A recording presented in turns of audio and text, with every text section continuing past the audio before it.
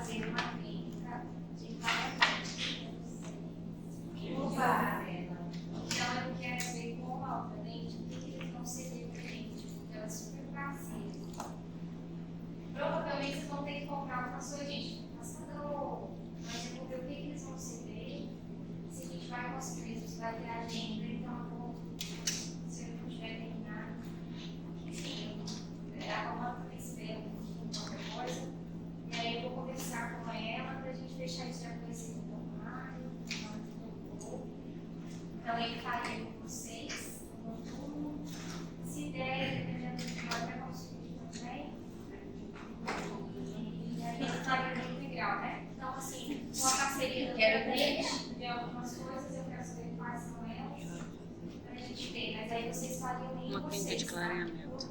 Nesse dia a gente precisou antecipar, porque a gente vai marcar o paciente. E aí vocês têm que estar rápidos também. Então, assim, precisamos também. Falta o paciente já faz uma raspada, uma diplomacia, ver o que precisa ser feito, para a gente poder fazer o pagamento um do outro. Tá bom?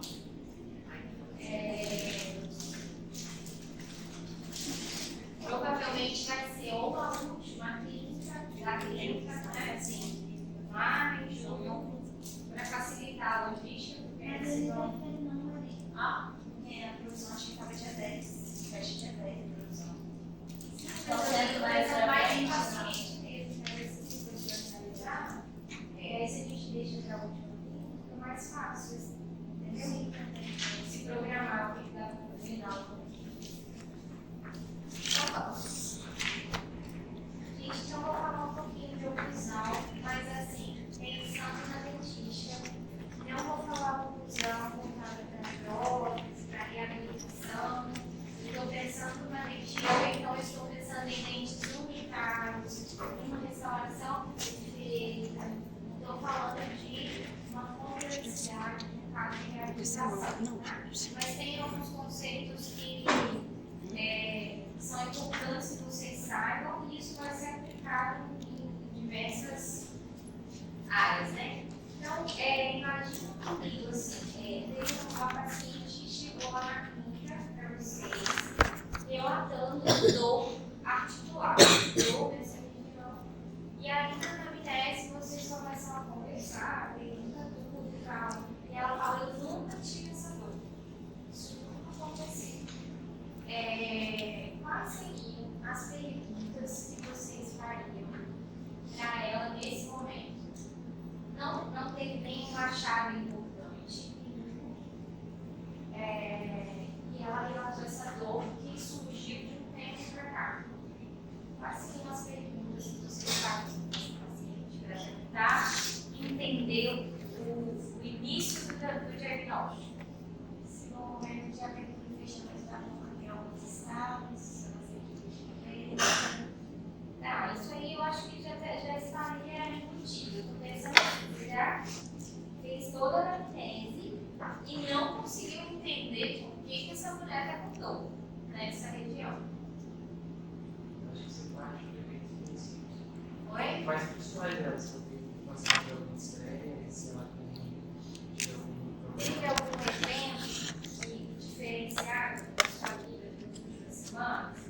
Alguém morreu, você perdeu o marido, filho, sei lá, alguma coisa aconteceu que gerou um aumento de estresse. Às vezes ela vai relatar sim ou não. A gente precisa continuar conduzindo essa conversa, tentando encontrar então o porquê. E aí a gente tem que fazer mais uma pergunta para ela.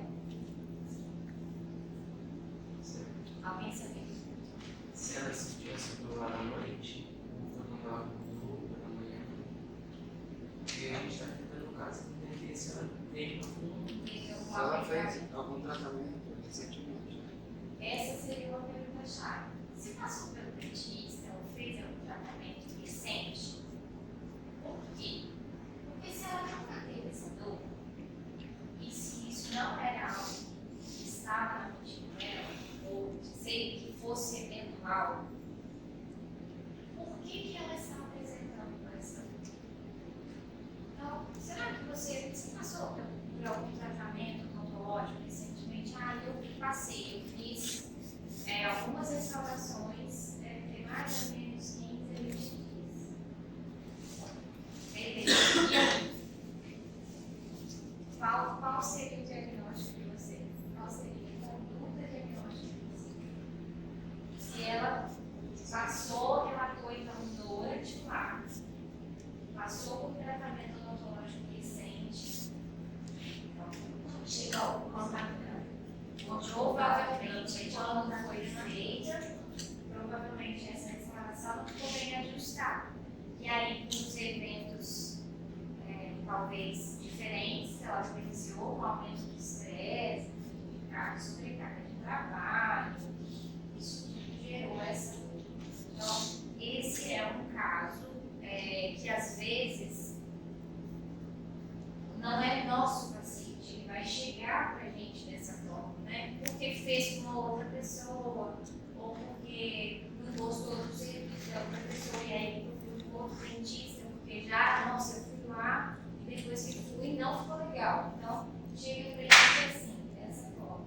Então, a primeira coisa que a gente ia fazer, além depois dessa conversa, era checar os contatos oclusais. Como que a gente faz isso? Carbono, fixamida, pede o paciente para morder. E aí, gente, aqui é muito importante que vocês não peçam o paciente para morder assim, apertado, né? É uma leve, encostar os dentes, na verdade, encosta os dentes. Por quê? Porque como a gente tem toda uma estrutura de ligamentos que sustenta o dente, ele faz sempre uma leve fusão quando a gente faz esse movimento de compressão. Ele faz uma leve fusão e depois retorna. Então, se eu peço para o paciente para morder o carbono com muita força, eu vou provavelmente desgastar ou a menos ou a mais do que eu deveria. Ele vai marcar muito isso, né? Então, a gente sempre vai partir desse pressuposto, né? Nos últimos dias, antes do aparecimento da dor, o que aconteceu de diferente. Então, vamos investigar essa questão também do estresse, de sobrecarga, que sempre tem a ver, sempre está relacionado. Se foi o dentista que fez algum procedimento, qual procedimento você fez?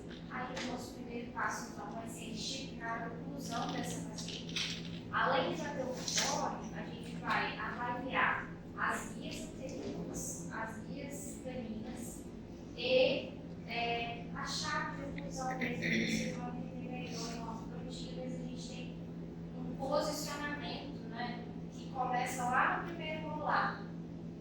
E isso é considerado, né, uma oclusão chave. Nem todo mundo tem. E às vezes está fisiológico assim. Não tem problema, né? Mas a gente precisa entender o que é isso para conseguir perceber coisas diferentes, também ajudar o nosso paciente, né?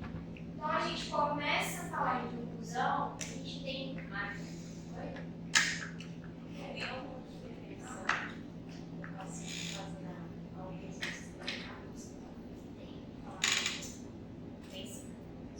começa falando de posições mandibulares, são posições do côndilo na fossa glenoide. Não são posições que estão sempre dependentes dos dentes. É uma posição esquelética, tá? Uma posição óssea. Então é aonde o côndilo se aloja na cavidade glenoide. Então, dentro das posições mandibulares, nós temos 3 posições mandibulares. A primeira delas é essa relação cêntrica, que a gente chama de RC, que é uma posição como se fosse a nossa posição de conforto, tá? Então, dentro do conceito de Dalton, que é o mais aceito, olha só, é a posição mais superior e anterior que os côndilos podem assumir na cavidade glenoide, apoiados no disco articular e estabilizados pelos músculos e ligamentos. Eu sei que é um conceito assim, né? Mas é por aí. O que vocês precisam entender, né? Aqui, ó, na cavidade glenoide, ela tem primeiro essa, digamos que é uma fossa, né? Depois ela tem uma proeminência aqui. E toda vez que o côndilo, que a mandíbula, que é um músculo móvel, vai se movimentar, essa cabeça aqui do cônjuge, ela vai fazer então esse deslizamento por essa cavidade aqui e passa por essa proeminência na abertura máxima e chega a ser meio protrusiva. Por que é protrusiva? Porque olha, sobe aqui, então ela avança um pouquinho. Tá? Então a nossa mordida não ela não abre simplesmente assim, né? Ela abre meio que assim, ó, e fecha assim, igual como se fosse uma boca. Eles chamam isso de envelope. O movimento que a mandíbula faz é mais ou menos esse. Então, ela não abre assim e fecha assim. Ela abre, avança um pouquinho para frente, retorna e encaixa aqui atrás. Quem faz todo esse movimento, né, auxiliado pelos ligamentos aqui, musculatura e mastigação, então tudo tem uma propriocepção muscular que vai fazer todo esse movimento. E quem dá a direção é os dentes, são os contatos. Por que a gente às vezes encosta os dentes para deglutir? Principalmente para o nosso cérebro retomar a posição mandibular. É super interessante a parte neurológica disso, eu não vou entrar porque não tem condição, né? Mas, então, essa é a relação cêntrica e oclusal, que é uma relação que todos nós temos, independente dos nossos dentes. É uma posição condilar, aonde o córneo se posiciona, que é uma posição de conforto, tá? O disco, ele acompanha a cabeça do cônjuge, então ele vem aqui e volta. Quando a gente ouve aquele escala, crepitação, é porque provavelmente o disco ficou, o cônjuge foi, e aí o barulho é quando ele retorna para o lugar. Tá? Então, às vezes a gente ouve na abertura, a gente ouve no fechamento. Então tem isso também, né? Os ligamentos, a musculatura, então todo esse sistema é mantido, toda essa estrutura, músculos de mastigação, chega, a gente envolve até os temporais aqui, né? Os ligamentos que estão segurando o disco e a cápsula articular, tá? Então, quando perguntar sobre relação cêntrica, vocês precisam lembrar que é uma posição mandibular óssea, não tem a ver com o dente, é a posição do cônjuge na fossa glenoide. E essa posição é uma posição mais superior e anterior. Tá? Ela não está lá atrás do cônjuge, tá? Na cavidade glenoide. Olha aí, só mais uma imagem para vocês entenderem. E aí, a gente segue nas posições mandibulares. Essa daqui é muito importante para nós, que é a máxima intercuspidação habitual, que a gente chama de MIH. A gente faz ajuste oclusal em MIH. Por quê? Porque é a máxima intercuspidação habitual. É quando a gente pede para o paciente fechar a boca e encostar os dentes. Bom, isso é a MIH. Tá? Então, olha, é a relação entre o contato dos dentes dos dois lados. Essa é uma posição mandibular dependente de dente. Tá? Maior número de contatos dentários favorece mais essa posição. Quanto menor o número de contatos, a gente não tem essa posição. Variável de acordo com os contatos oclusais, e essa posição é onde ocorre a mastigação e é onde a gente faz o ajuste das nossas examinações. Então, nesse momento aqui, ó, quando desce um pouquinho na cavidade glenoide, aqui a gente faz o movimento de fechar e encostar todos os dentes, então ele desloca um pouquinho, tá? Precisa ter dente, essa é a mais difícil, né? Máxima intercuspiração habitual. Se a gente tivesse uma vista, né, de dentro da boca, o que a gente veria seria isso, todos os dentes dentro dos dentes. Todos estão em contato, superiores e inferiores. Aí nós temos, gente, a última posição mandibular, que é a relação de oclusão cêntrica, que nada mais é do que juntar a MIH com a relação cêntrica. Então, se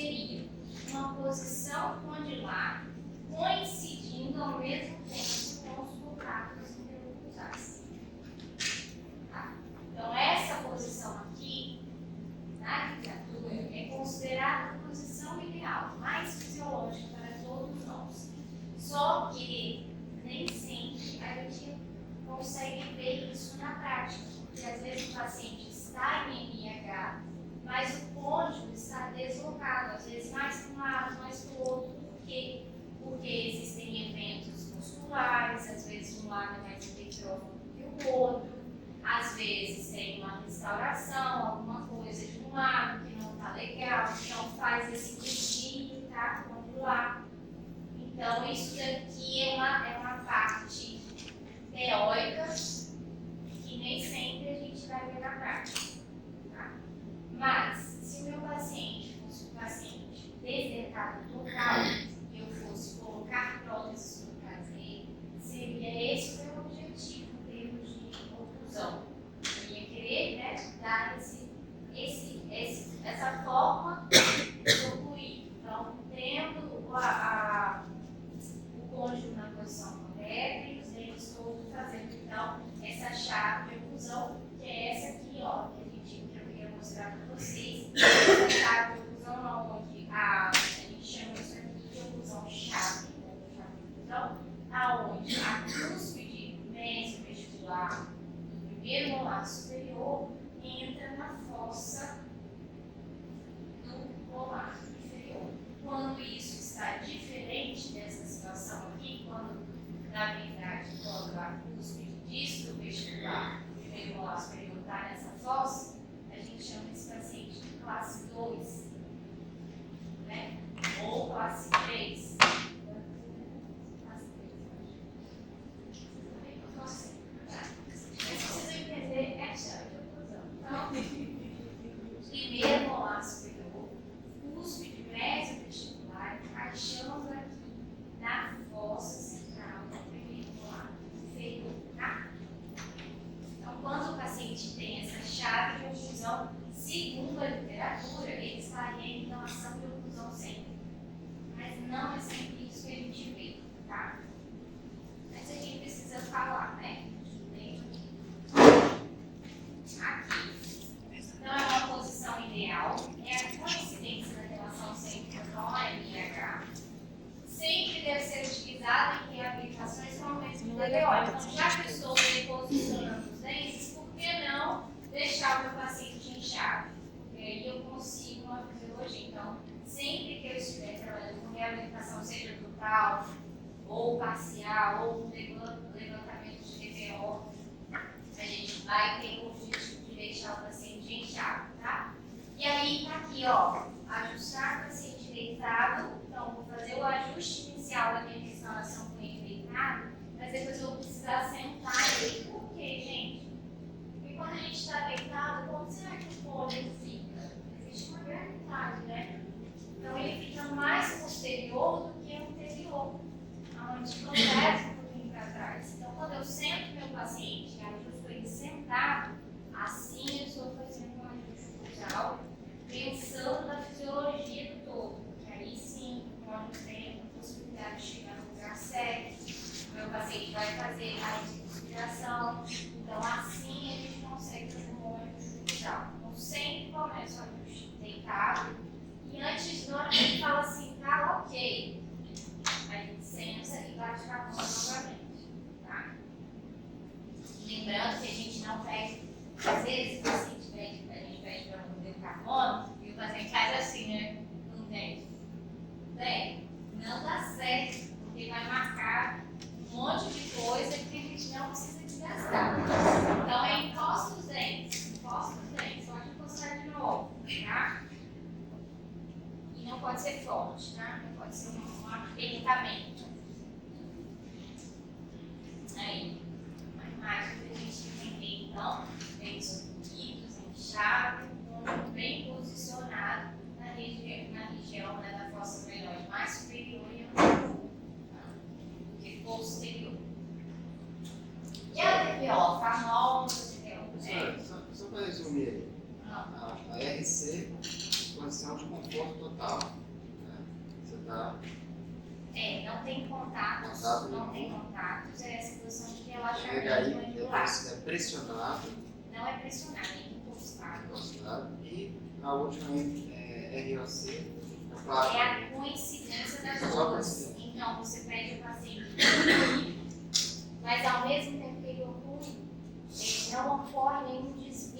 condiláculo. O côndilo continua mais superior e anterior na fossa glande.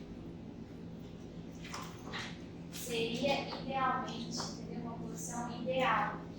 Mas não é isso que a gente encontra habitualmente. A gente consegue relação cêntrica, todo mundo tem relação cêntrica, é só ficar com o lado entre encostado aqui e dentes não encostados, relação cêntrica. Porque quando tem a oclusão, existe um pequeno deslocamento, né? E quando tem a oclusão, NHI, né? Isso. E aí, dependendo do caso do paciente, dependendo de como está os dentes dele, existe ainda mais um desvio. Então, a gente não consegue a coincidência da EC com o MH. Depende muito da posição, de como está a situação do paciente, tá? Mas eu gosto de dizer, gente, que assim, é uma posição ideal. E a gente não tem um mundo ideal. Ninguém faz mastigação bilateral, a maioria das pessoas mastigam mais de um lado do outro, então a gente tem músculos mais hipertrofiados do outro, temos desajustes oclusais sim, a oclusão nem sempre, porque hoje a gente já se fala em oclusão circadiana. A oclusão é uma coisa que muda ao longo do nosso dia. Olha que doideira. Então, não tem como eu ter uma posição de relação de oclusão assim. Só se for um paciente que ele está total fibroso próprio, ele encaixei bonitinho, aí sim. Entendeu? Esse conceito de relação de oclusão circadiana é que, nossa, assim, porque aí vem desmistificar muita coisa, que às vezes a gente tentava fazer assim, né, padrão, e não tem padrão. Às vezes você faz uma classe 2, o paciente, você passa o legal, conseguiu contato bonitinho, manda ele o paciente embora. Quando ele volta, ele fala, ó, gente, você vai passar o dental vazio. Ué, gente, mas eu fiz esse ponto de contato, o que aconteceu? Então, o paciente tem perda óssea horizontal, o paciente tem perda papilar, e aí, às vezes, a gente movimenta ao longo do dia, principalmente dependendo de quantas vezes ele apertou, encostou, como que estava aquilo. Então, não tem muito. O que a gente precisa entender é a relação cêntrica, que é uma relação fisiológica do côndilo com a forma da imagem, não depende de dente. A MH, que é a oclusão, que a gente precisa dela para o ajuste oclusal. A relação de oclusão cêntrica já é uma questão ideal, idealizada, que nem sempre a gente vai encontrar, nem conseguir. Tá? Mas vocês precisam saber. Quando a gente fala de dimensão vertical de oclusão, a gente está falando da altura do terço inferior da face, da base do nariz até a base do vento. Todo paciente vai perdendo os dentes, isso aqui vai acontecendo. Então, essa medida aqui vai diminuindo, o queixo vai sendo projetado. Por quê, gente? A posição condilar também vai mudando, né? Então, ele vai ficando mais projetado, o nariz tem uma leve quedinha que permite pular aqui. Tá? Então, olha só, a perda da DVO tem a projeção do vento, os sulcos nasolabiais ficam mais proeminentes, mais fundos, aquele angular, dificuldade fonética e o aspecto estético fica totalmente prejudicado. Agora, aqui tem duas situações assim: essa paciente perdeu completamente os dentes.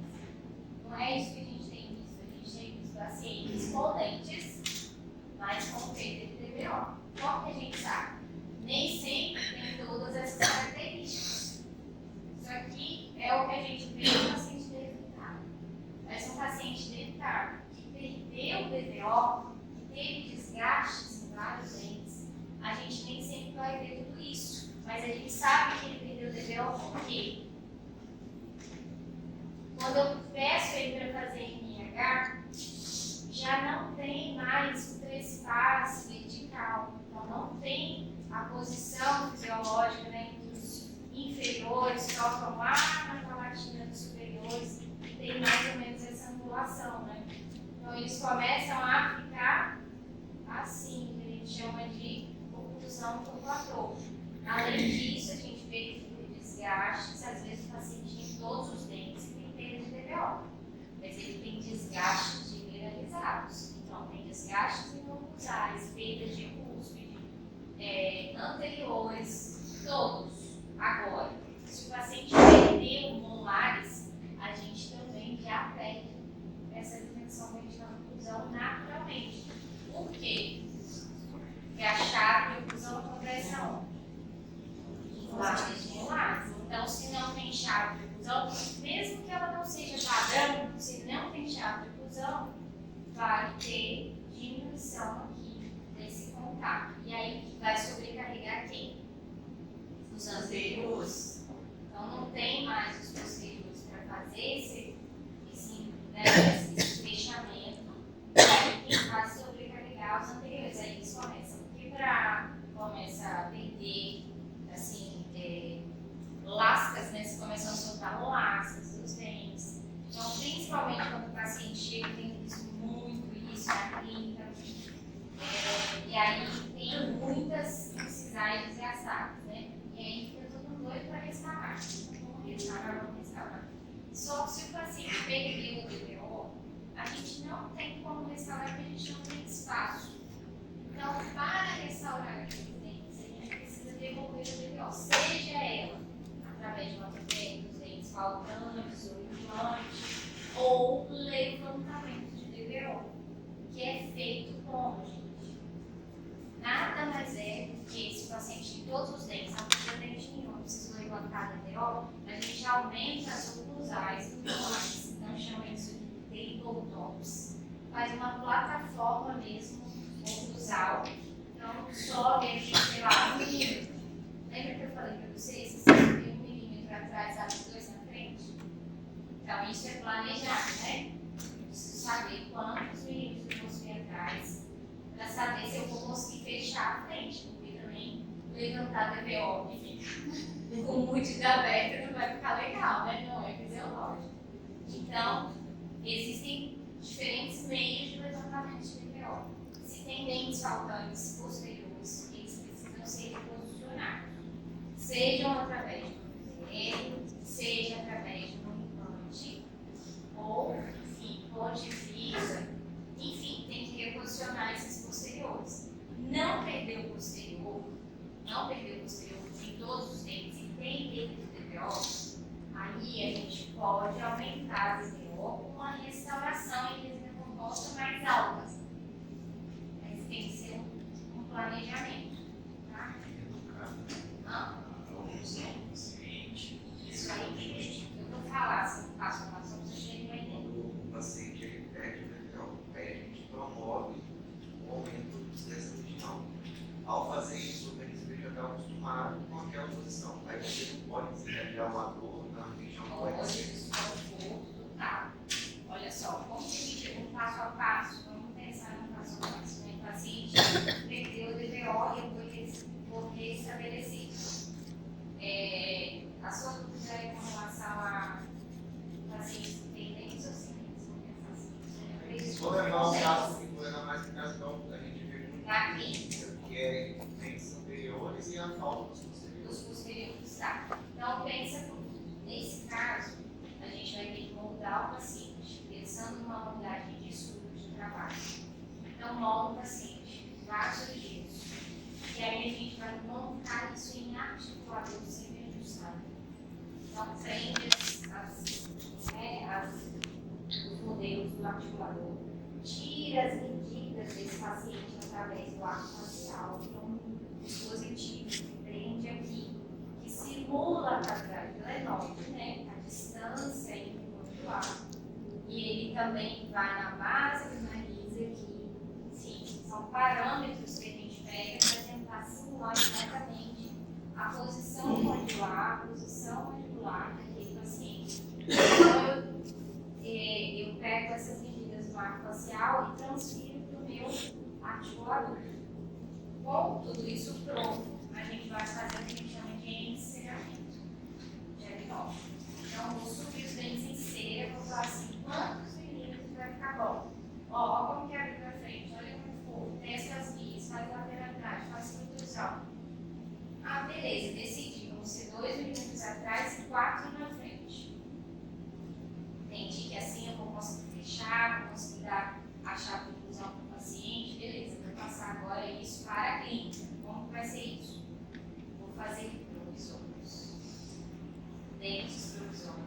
exatamente como eu planejei o meu modelo, e foi então fazer a cimentação provisória daquelas peças do paciente. E aí ele vai ter desconforto, ele vai falar, vai tropeçar nos dentes, vai ter um processo. E esse processo não pode ser assim, coloquei os provisórios hoje, semana que vem os dentais definitivos. Porque não deu tempo fisiológico para o paciente, para a cavidade adenoide, para a musculatura, para a neuropropriocepção, se adaptar àquilo ali. Então, casos de reabilitação são casos bons, deveriam, né? A gente tem visto hoje, não é bem assim. A gente anda até etapas provisórias, né? Tem colocado tudo uma vez, e aí o paciente depois começa a ter uma série de quebra da linha e fica nessa. Então, é um processo longo, às vezes de 1 ano, 6 meses. Professora, no caso de dente desgastado, você vai fazer a Sim, mais ou menos. Então, por exemplo, o paciente com todos os dentes, e eu quero devolver a fivela dele, e as bordas incisais, enfim, toda a estrutura dentina. Vou moldar, vou vazar, e vou tomada de água facial, vou montar no articulador, vou encerar de forma diagnóstica para saber quanto que eu vou aumentar. Para saber quanto que eu vou aumentar na frente. Vai ficar bom, vai. Beleza, fiz isso, vou reproduzir agora na boca do paciente. Aí a gente tem outras possibilidades. Por exemplo, tem uma técnica agora de resina injetável, você já viu? Que faz um molde daquilo ali, uma matriz transparente, né? Para o alunos poder passar. E você coloca em posição e injeta a resina e fotopolimeriza. Então, teoricamente, seria você estar reproduzindo exatamente o que você fez com aquele molde e você está adiantando o trabalho, por exemplo, né? Então, pode ser uma opção. Essa técnica é uma técnica que tem sido bastante utilizada, só que ela gera bastante acabamento, bastante excesso, mas nada que não se resolva também. A outra forma seria, a partir do enceramento feito e a altura, você ir fazendo dente por dente. Normalmente é toda a oclusal ou só alguns pontos? É só mais um chapéuzinho lá. Assim, mas... Pensa num table top, uma oclusal. É uma mesa oclusal nova. Então, eu devolvo as cúspides ali, só que mais alto. Encaixa exatamente no que existia ali naquela situação. Fica até uma linha, assim, não fica bonito, mas resolve. Até que a gente vá, então, fazendo novas peças definitivas para esse paciente. Poderia mandar fresar as peças, porque aí você faz o escaneamento daquele enceramento diagnóstico, manda para o cardiopão já vai fazer o fresamento, já vai tudo pronto, você se acidente. Precisa ser de cerâmica? Nem sempre. As fresadoras hoje já têm blocos de resina. Então dá para fazer em resina de laboratório, né? Mas dá para fazer com aluno também. Dá trabalho, mas dá para fazer. Ou você pode mandar para o laboratório se virar e te mandar por pronto. Você escolhe um material, eu quero aquele cerâmico que é a resina de laboratório, né? E ele manda para você só cimenta. Tem gente que quem faz muito reaplicação, às vezes gosta de controlar todas as etapas, né, para ter esse conseguir mesmo um tratamento redondinho, né? Porque a gente que faz, mas uma terceira pessoa está fazendo uma outra coisa, então só vai reproduzir o oclusal ali, buscar a perfeição, não vai acontecer. Então, ir nos laboratórios é melhor. Isso. Mas tem gente que gosta de fazer. Tem um colega que gosta de fazer tudo, ele faz todo o processo. Ele que insere, ele que monta o articulador, ele que faz todos os outros negócios. Gosta de fazer, entendeu? Demanda tempo, é tempo que se perde às vezes de carteira, né? Você já tem muito paciente para estar fazendo isso. Vou contar a história para vocês da minha mãe. Gente, a minha mãe estava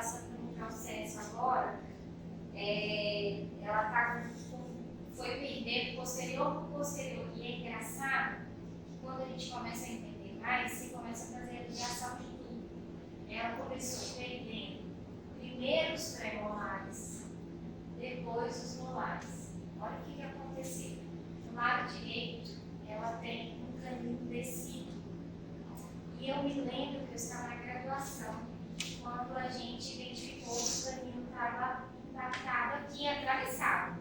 O canino permanente estava completo já, todo bonitinho, só que estava atravessado aqui, nessa região do peito. Na época, eu estava fazendo ainda graduação, não tinha conhecimento e tal. Vamos remover esse canino. Então foi feita uma cirurgia, um retardo, beleza, removeu. E ela permaneceu indecida. Esse canino, ó, tem, ele é pequeno para o tamanho dos dentes permanentes. A raiz dele é pequena.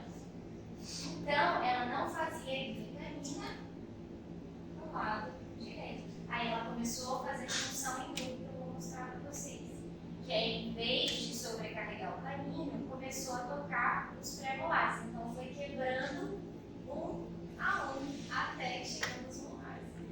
Então, hoje, por exemplo, ela está passando por um processo de reabilitação, ainda não perdeu todos, não, tá? Mas se eu não me engano, eu acho que foram os 2 pré-molares. Não, tem um pré-molar. Eu vou tirar uma foto, vou trazer para vocês. Enfim, ela está passando por um processo de reabilitação que começou ano passado. Aí a primeira coisa que a gente fez foi a stapledrops.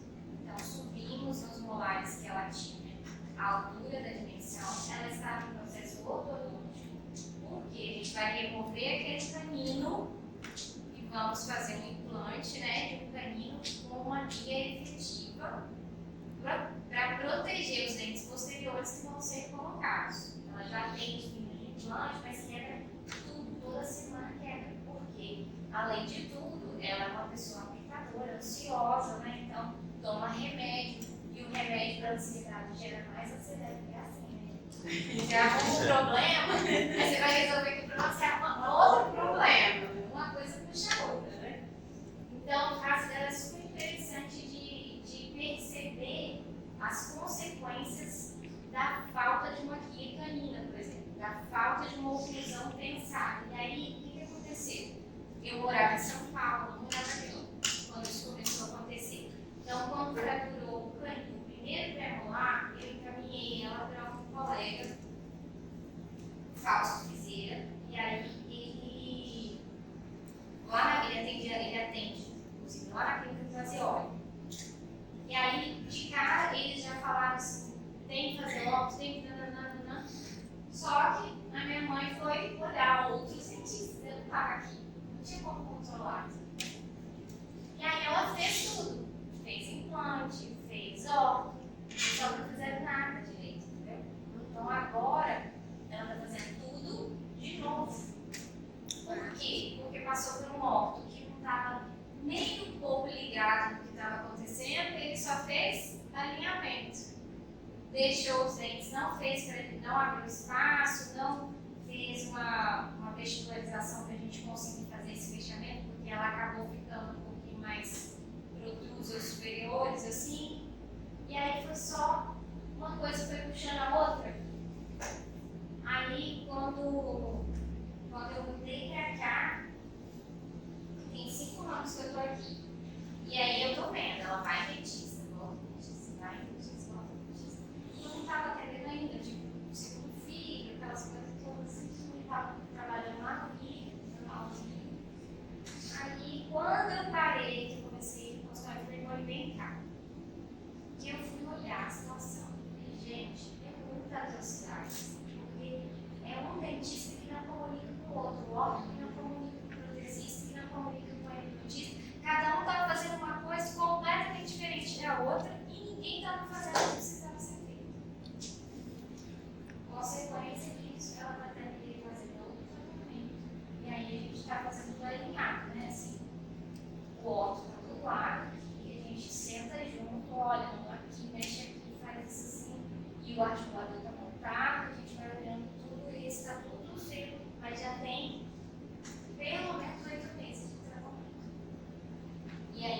continuo tendo consequência, porque ainda continuo utilizando as provisórias. Por conta do aplicamento que ela faz e tudo mais. Então, assim, é um longo trabalho, não é uma coisa que você faz assim, sabe? Que a gente tem visto no Instagram, assim, a pessoa tem autópsia e fazendo de resíduo, como se fosse assim, né? Uma consulta de restauração que, nossa, Tudo perfeito. super tranquilo.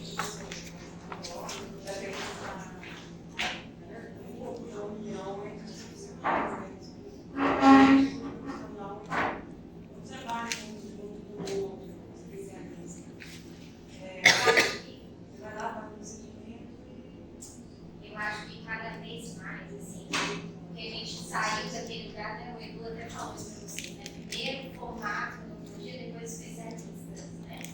E agora a gente já deve fazer um caminho inverso, assim, não dá mais para eu ser especialista em dentística sem saber de oclusão, sem entender um pouquinho de como a óbito precisa trabalhar. Porque senão a gente fica fazendo isso, cada um fica olhando para a sua especialidade e fazendo só o que ela acha que é bom, sem entender que existe um todo, né? Então, cada vez mais eu acredito, não acredito tanto assim em dentistas especialistas, eu acredito em profissionais que lidam com a complexidade. Então, sim, eu tenho mais afinidade pela dentística, não faço periodontia, não faço, mas eu preciso ter algum conhecimento dessa área. Não posso trabalhar só na minha área, porque senão eu vou correr o risco de não levar em consideração todo o processo que está acontecendo e deixar o meu paciente numa situação assim. Então, eu acho que todo mundo tem que fazer especialização, não estou falando que tem que fazer. Mas, assim, de vez em quando, vai ter que fazer um curso de pré-atualização. Cursinho, sei, fim de semana. Fez agora fez um de óculos. Mas, ou vai em congressão, tem tudo, e pega, não pega só da sua especialidade, pega vários, assim, então você dá uma atualizada naqueles conhecimentos em outras áreas. E não sair fazendo besteira. Gente, sobre a DPO, ok? Sim. Como que a gente mede a DPO? Né? Tem esse compasso de milhas, né? Que pega aqui na base do nariz e a gente desce isso aqui até a base do dente e tira essa medida, tá? Então dá pra gente transcrever essa medida e transferir até transferir para o articulador semi-ajustado, além do arco facial, tá?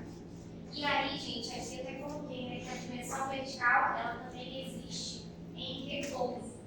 Então, quando a gente está na nossa posição fisiológica de relação cêntrica, que é aquela relação que a gente está com os dentes desencostados, a musculatura está relaxada, a gente tem uma nova altura do terço inferior da face. E a gente chama ela de DVR, tá? Dimensão vertical de repouso. Então, os dentes estão levemente desencostados, às vezes o lábio também fica um pouquinho desencostado. Em prótese, vocês estão vendo isso, gente? Nada? Eu tive isso. Eu deveria até comprar uma articulação, aí eles são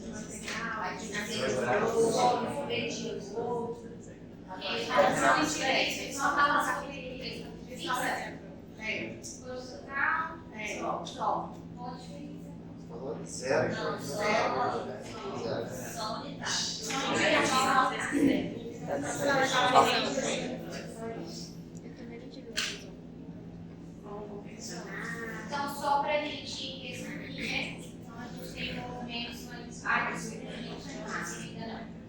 além das posições mandibulares, nós temos os movimentos mandibulares. Então, posição mandibular estática, a gente tem movimentos mandibulares. Então, a gente tem a protrusão. Tem o lado balancei, o lado de trabalho. O que significa isso, gente? Que quando a gente está fazendo movimentos excursivos da mandíbula, já vou explicar o que é, nós temos um lado que está trabalhando e um lado que está contrabalanceando a mandíbula. o lado que trabalha, normalmente, né, que é canina, são os caninos. O que é um movimento expulsivo? Eu estou deslizando, oi? Isso, movimento de lateralidade, em que eu vou deslizar a cúspide do meu canino inferior pela palatina do meu canino superior até que eles toquem topo a topo. E isso é um movimento de lateralidade. Tentem fazer. Só assim vocês vão entender. Então a gente tem que deslizar canino por canino até que eles fiquem topo a topo. Esse aqui vai ser o meu lado de trabalho, porque quem está fazendo o movimento de expulsão é o canino, e o meu lado que desoclui, ou deveria desocluir, é o lado de balanceio. Quando a gente faz aqui canino, a gente faz o movimento de lateralidade, tem que desocluir todos os dentes. Os únicos que vão estar encostados são os caninos. Então, precisa desocluir de um lado e do outro. Só toca de um lado e do outro não? Provavelmente tem alguma coisa com a articulação aí. Às vezes é muscular também. Faça um ou outro para vocês entenderem, senão vocês não vão entender. Faça o que é uma guia aí, tá?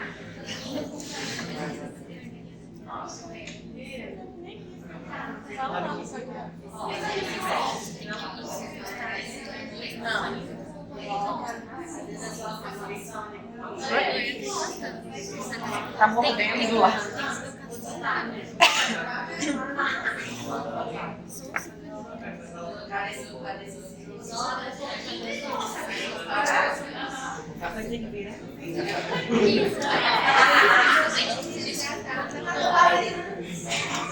Esse lá, né?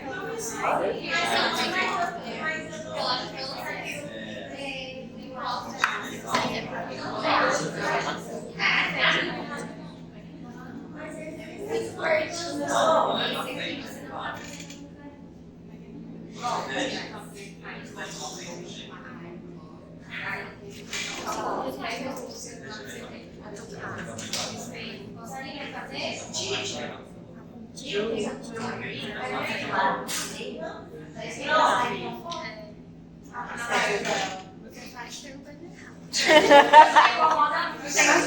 Tem muita também.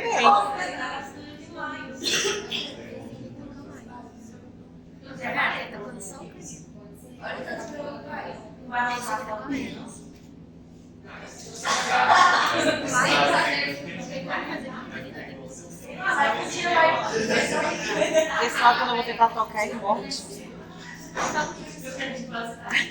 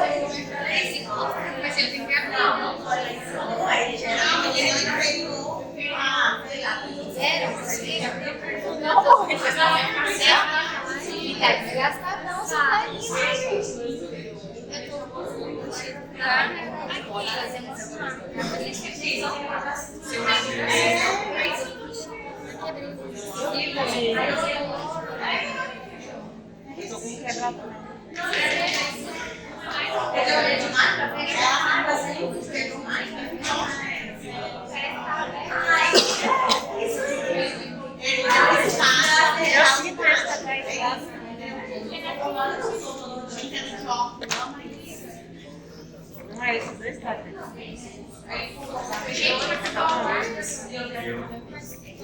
entender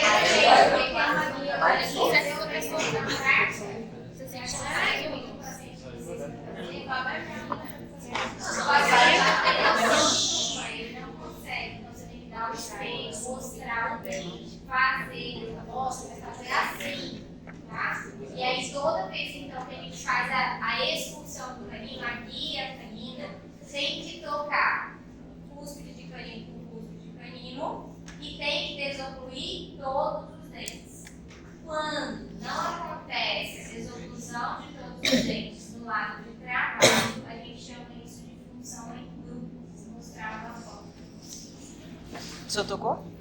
Aqui, ó. O paciente Mini dente? vai fazer Toca não. o deslizamento do canino inferior Olha a foto. superior. E aí, quem toca além do canino, os pré-molares. Então, isso daqui é uma função em grupo. É o que eu falei para vocês que começou a acontecer com a minha mãe. Por ausência de minha canina, ele era pequenininho, um não tocava no outro. Ela começou a fazer a lateralidade dos pré-molares. E aí, eles não têm condição anatômica de suportar a força de lateralidade. Lembra que eu falei para vocês que a inserção dele é pequena, é curta, então a raiz é curta, e eles não têm a inclinação que o canino tem. Lembra da sombrinha na praia? Que a gente inclina, coloca ela fundo e inclinada contra a força que vem de aumento. Esse é o nosso canino, ele tem essa inserção natural. Por isso ele aguenta força de lateralidade. Os pré-molares não, eles são inserção pequena, ou seja, o guarda-sol está um pouco enfiado lá na areia, e não são lateralizados. Então, quando vem a força de lateralidade, eles começam a fazer o que a gente chama de flexão. E aí, essa flexão, uma hora, dá ruim de vez, né? Primeiro clínica, depois faz uma lesão cariosa nas cervicais, depois essa lesão aumenta. E é engraçado que ela começa, por exemplo, fazendo no primeiro pé, depois vai pro segundo, depois vai pro lado, porque vai se gastando, né? Vai perdendo as estruturas, então a gente vai aumentando esses grupos de dentes que estão trocando. Então, isso aqui é uma função em grupo, é quando o paciente vai fazer lateralidade e não toca só o canino, Integrar a produção que ela toca outros dentes, tá? Agora, quando eu estou fazendo um processo de reabilitação, vamos supor que minha mãe fosse uma paciente que não tem condição de fazer o implante do canino, ela vai ficar sem guia canino nessa vida? Continuar pegando todo mundo? Não tem condição. Então nós vamos fazer uma prótese, vamos reabilitar com uma prótese, e essa prótese vai fazer uma função em grupo.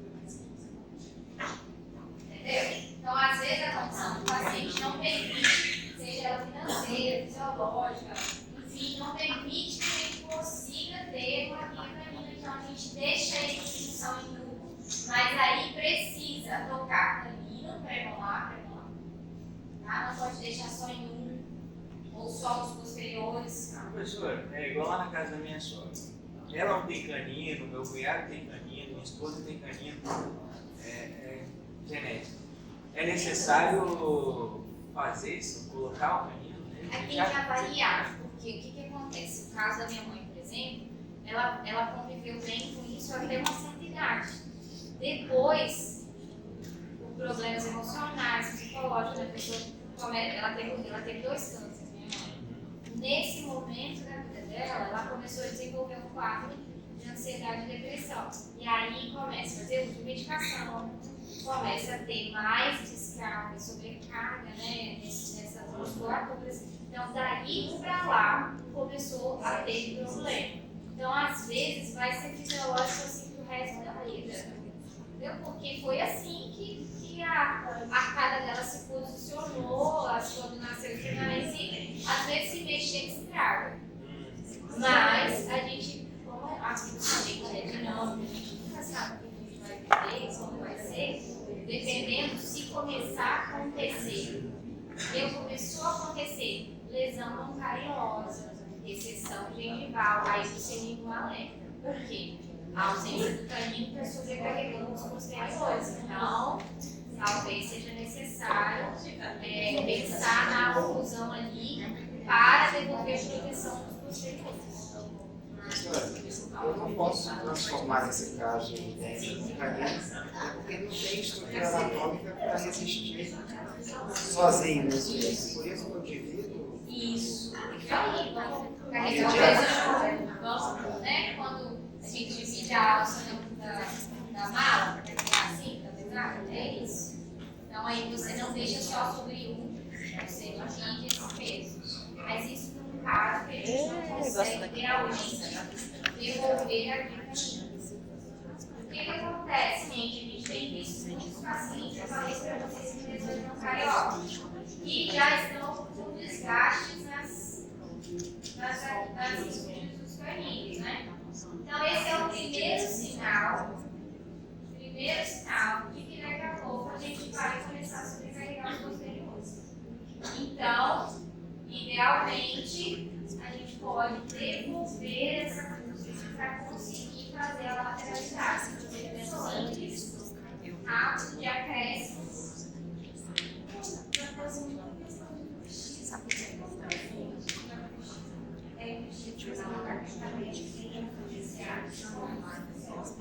Não tem esse movimento de lateralidade de ombro. A gente volta lá no DBO. Faz esse aumento do DBO para cá menos instalações de acréscimos que a gente precisa fazer, por exemplo. Mas aí, na questão de DBO, ela tem que usar, nem todos nós temos uma placa. Em cima do bolso do mercado.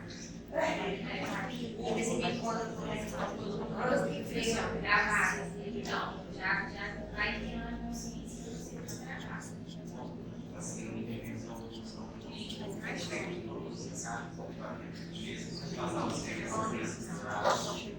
Tem desgaste fisiológico.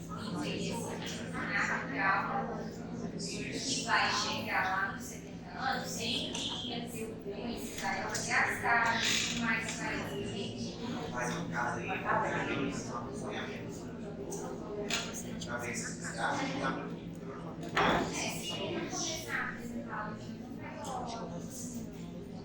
Porque a questão hoje que está acontecendo é o envelhecimento precoce do trauma. A gente falou, né? Que até hoje é considerado assim. O envelhecimento mental precoce.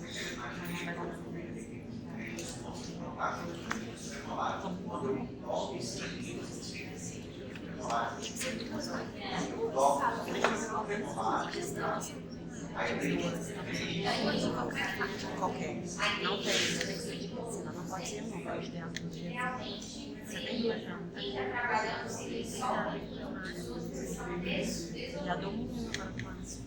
Nesse caso aqui, é um caso que o paciente está fazendo função em provavelmente um desgaste aqui da cúspide do caninho.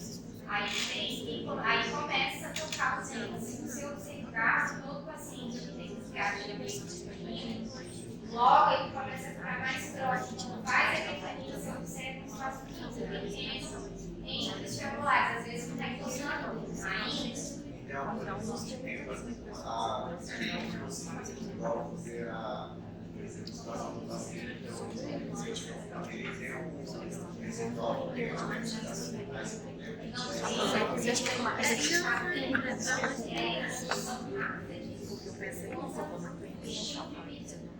Sobrecarga de trabalho, meditação, ansiedade, tudo isso tem influenciado nesse tipo de função. Naturalmente, quando que isso aconteceu? Lá nos 70 anos. Entendeu? Tem que envelhecendo, desgastando os seus ombros. Natural, quando tem erupções, tem as porquinhas ligadas, ao longo da vida vai ficando tudo certinho. E que é isso? Desgaste. É um desgaste fisiológico. Só que como a gente tem que identificar com a questão da paciente, é que essa evolução está rápida. Está diminuindo. O paciente ele olha com a mão velha, entendeu? Isso é uma coisa que a gente não tem como mensurar, mas o primeiro sinal de alerta para você cuidar do seu paciente é isso aqui. Perdeu o curso de canina, fez lateralidade, começou já a tocar os dentes, opa! Vamos cuidar disso para não acontecer que esse paciente pega alguém na família, tem um evento de uma doença, alguma coisa assim, isso não é tudo, entendeu? Gente, eu falo demais, né? Olha aí aquele caninho. Então, toca. Caninho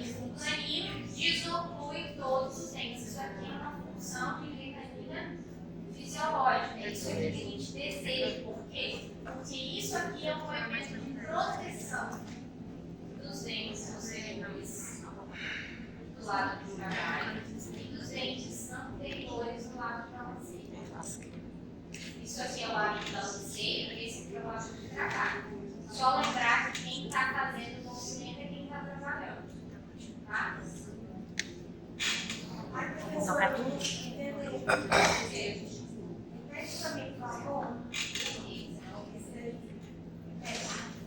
A minha canina é um movimento de lateralidade, é um movimento de lateralidade, em que os caninos inferiores deslizam pela palatina dos superiores até que toquem topo a topo, incisais, que é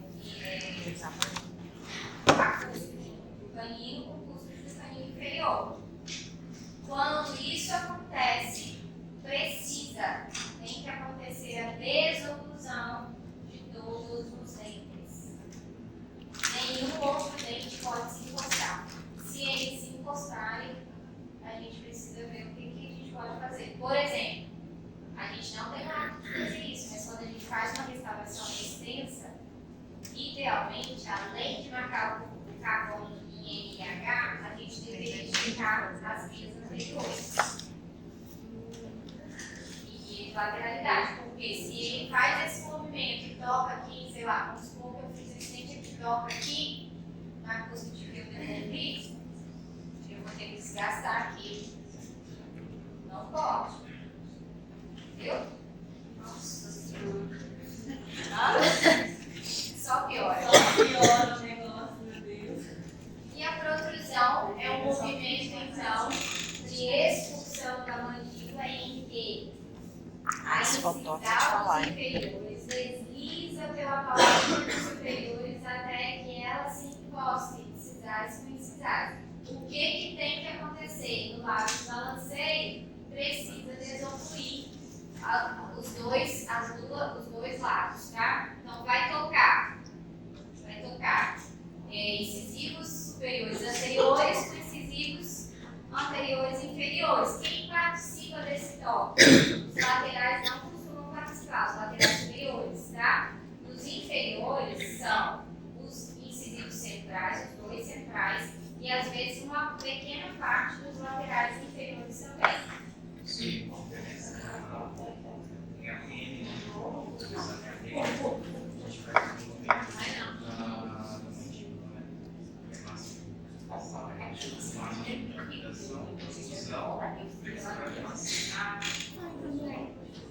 Não, André, nesse. Você pega e não você quer avaliar.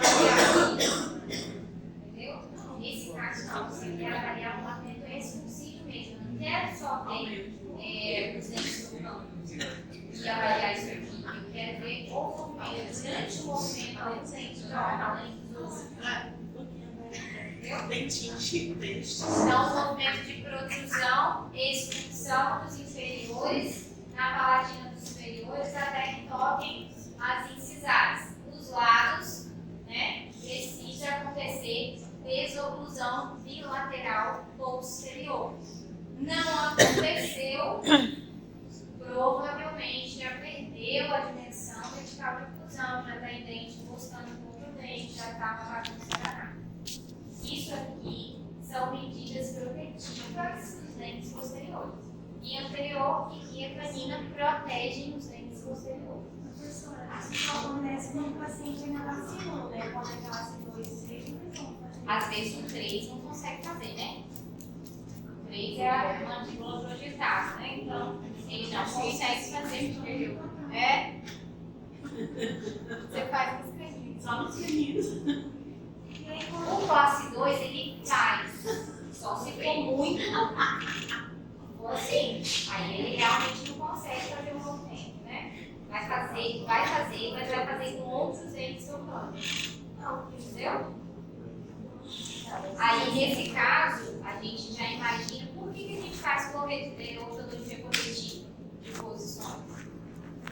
Porque, fisiologicamente, a chave de oclusão é o melhor, pensando na fisiologia do sistema. Então, um paciente classe 2 que ele vem classe 2 e não quer fazer a ortodontia, mas fisiologicamente, talvez seria melhor se fizesse, porque ao longo de toda uma vida, a gente não sabe se essa sobrecarga pode prejudicar os dentes, né? Pode descalificar, enfim.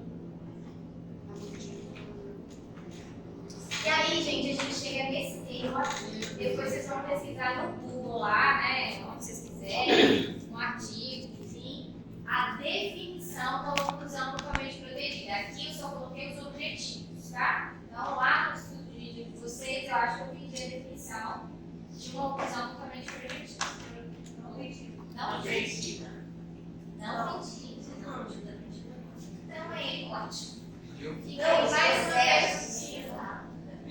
Então, olha só, o que é uma oclusão mutuamente protegida? Gente, o que eu preciso ter?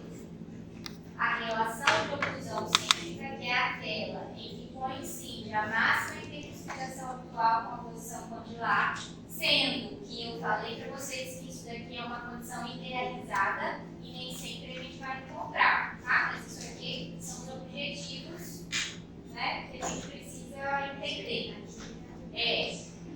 Obter contatos bilaterais simultâneos. Então, quando a gente faz a máxima intensificação atual, precisa ter contatos bilaterais simultâneos. Se eu faço uma restauração, uma outra restauração, e ela ficou desadaptada ou alta, significa que aquele dente vai voltar primeiro. E às vezes eu vou ter que fazer um esforço para que o outro lado toque. Então, por isso que a gente faz o ajuste oclusal, porque eu preciso obter contatos bilaterais simultâneos, tá? Relação oclusão do tipo curso de fossa, né? A gente já sabe que os superiores, né, as vertentes externas, né, dos superiores tocam a vertente, a cúspide vestibular. A cúspide vestibular dos inferiores toca ou dentro da fossa dos superiores ou próximo, tá? Então, ou bate na vertente interna das cúspides vestibulares ou ele bate lá na fossa central. Então, essa é a relação de oclusão de fossa e a presença de guia anterior bem definida. Então, guia canina e guia protrusiva. Certo? Isso é uma oclusão mutuamente protegida e de uma forma ideal, quando eu faço uma pequena restauração, eu preciso checar tudo isso aqui. Nossa, essa decoração uma hora. Rapidinho a gente faz, depois a gente começa a fazer, rapidinho a gente faz. Só que o que acontece também? Como vocês estão iniciando a vida de vocês, na ortopedia, os excessos de resina composta são mais comuns, né? Então, às vezes, vocês perdem muito tempo de desgaste porque ficou com muito excesso. Ao longo da nossa vida, né, do treino, a gente vai treinando essa quantidade também e os ajustes vão diminuindo. Sempre vai ter ajuste, né? Porque ninguém é perfeito, mas assim, os ajustes vão ficando mais pontuais. Tá? Então, isso é uma caminhada, né? Posso passar, gente? E aí vamos para os princípios do ajuste oclusal. Professora, na última aula você até fez uma crítica aí, como a gente fazer esse ajuste. Na realidade, a gente só pergunta para o paciente, como é que é? Tá alto, tá baixo, tá legal? Na prática ali, como é que a gente checa isso dentro dessa técnica? Então, quais são os princípios do ajuste oclusal? Você vai marcar um valor ocular, a oclusão antes de iniciar o procedimento. Ninguém faz isso aqui. Uma etapa super desprezada e que facilita muito o nosso trabalho, principalmente de excesso de resina composta. Se eu checo o contato oclusal antes de iniciar, eu já vou ter uma noção do que eu tenho que fazer. Eu gosto de fazer isso e registrar fotograficamente, porque me ajuda a lembrar. Vocês na clínica têm uma limitação quanto a isso, né? Então, checa, contato com coisa, anota, né? Escreva assim, ou desenho, faz um desenho só para vocês entenderem como que fica. Depois, né? Marcar em NH com papel articular ao finalizar a restauração. Então, eu marco antes e marco depois. Finalizei a restauração, vou bater o carbono. O que eu quero?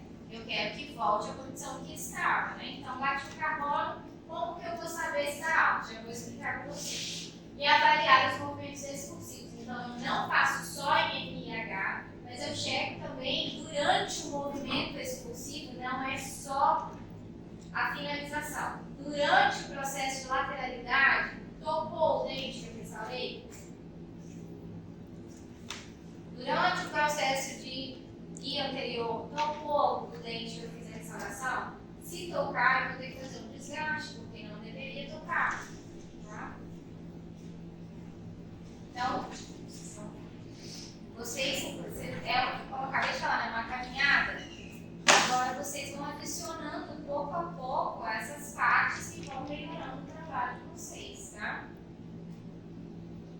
Isso aqui é uma oclusão equilibrada. Então, a gente bateu o carbono e você verifica o quê?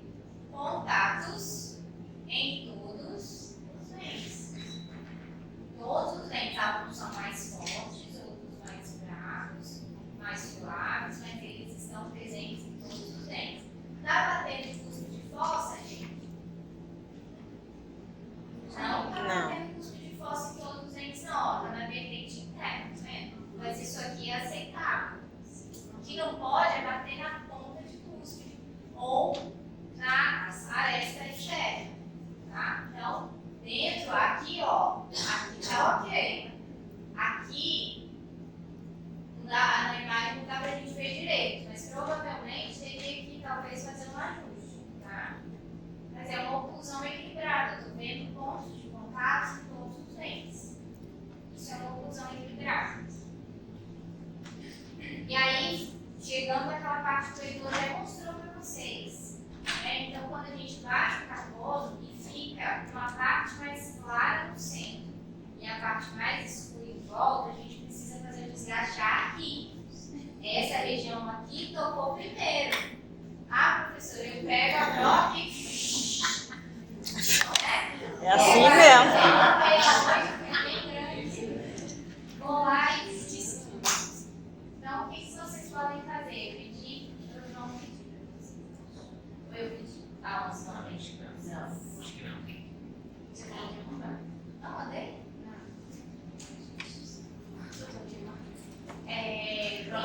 Tem pontas diamantadas bem pequenas, pontas de orelha pequenas, tipo a 1190. Eu comprei para eu integrar. E aí vocês comprem ela FF, que ela vai caber bem próximo do tamanho que a gente precisa desgastar. Vocês pegam um pouquinho, Mas vamos saber ali, como ó. usar. E lembrando, gente, que a gente sempre que for fazer desgaste, cuspe. A gente não faz desgaste plano, né? A gente faz como se a gente estivesse afiando uma faca, entendeu? Então, se está na vertente interna, tem que fazer assim. Se está na vertente externa, assim. Preciso continuar 11,90 e 11,11. A 11,11 eu não comprei. Então, sempre que a gente marcar o carbono, a gente precisa avaliar onde toca primeiro. 11,11 FF. Então, sempre onde fica desse jeito, né? Quando tem um círculo mais escuro e o centro mais claro, o cara tem que desgastar o círculo. Não o círculo, tá? Aqui a gente já vê um contato mais, uma pressão menor e mais próximo, ó, tá chegando lá na cúspide, lá na fossa. Então, talvez a gente precise desgastar. Aqui não, né? Então, tá bastante intenso. Aqui tem outro, ó. E olha onde ele tá batendo. Então, eu preciso fazer o desgaste para esse contato aqui, ó, vai se aproximar mais aqui.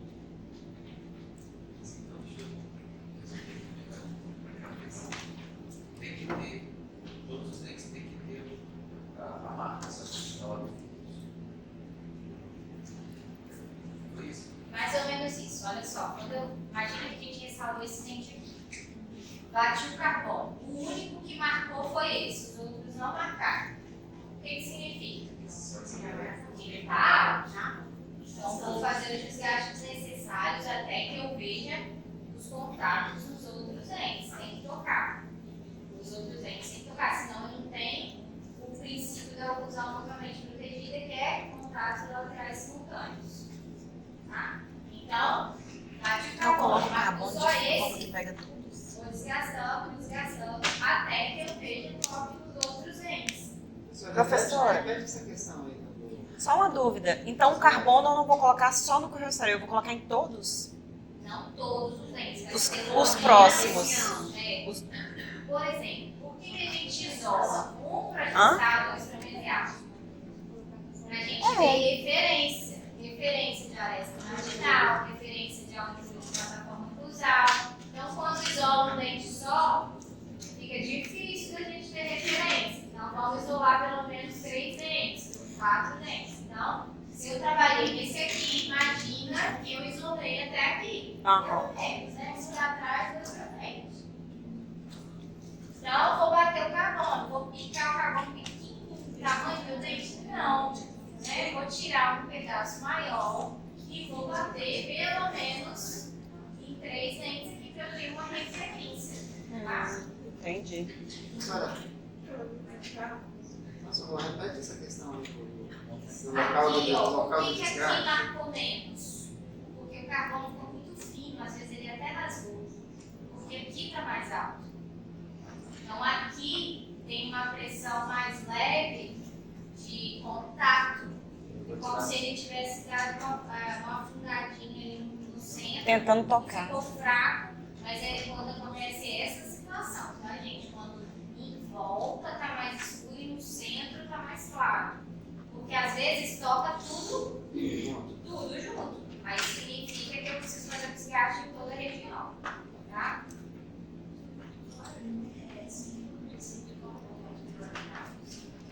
Se o paciente insiste em exalar, eu posso checar o contato na lateral, igual aqui. Olha só, gente. Às vezes, sei lá, anestesiado e pede aquele popular.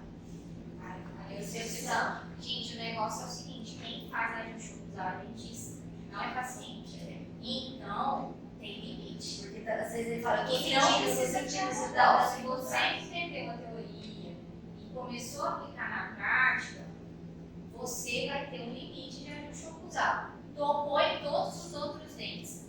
O toque está próximo da fossa, da vertente interna próximo da fossa. Não precisa estar exatamente, mas na vertente interna das cúspides, próximo da fossa, nos superiores, tá? Nos inferiores, o toque vai ser na vertente externa, aliás, vai ter toque na vertente externa também e vai ter toque na vertente interna, às vezes até na ponta da cúspide, porque não é cúspide fossa.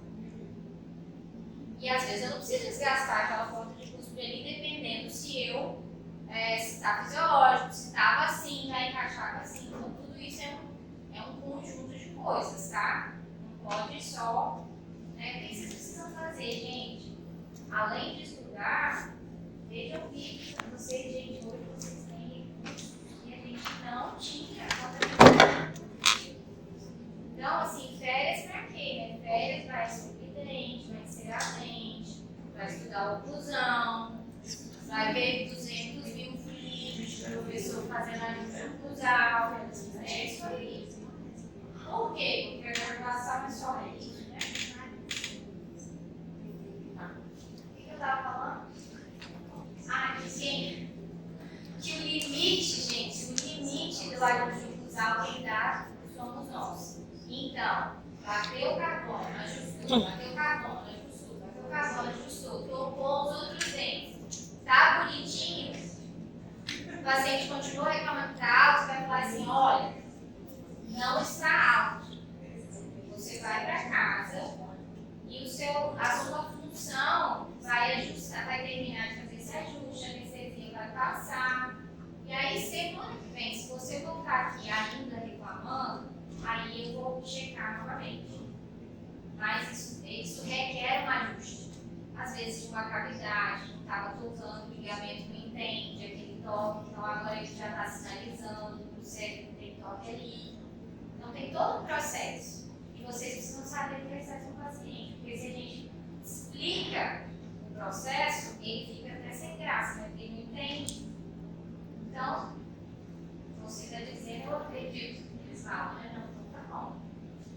Não tem nem o que discutir.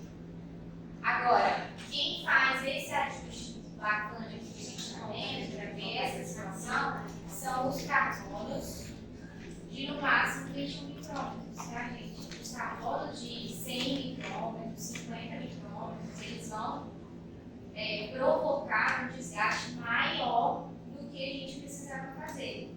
Porque você imagina que existe algo interposto ali, mais grosso do que deveria, ou seja, vai marcar mais, né? Vai ter mais contato para a gente desgastar. Então, essa planilha que você já tem, é só usar, gente, tá? Aprendi semana passada.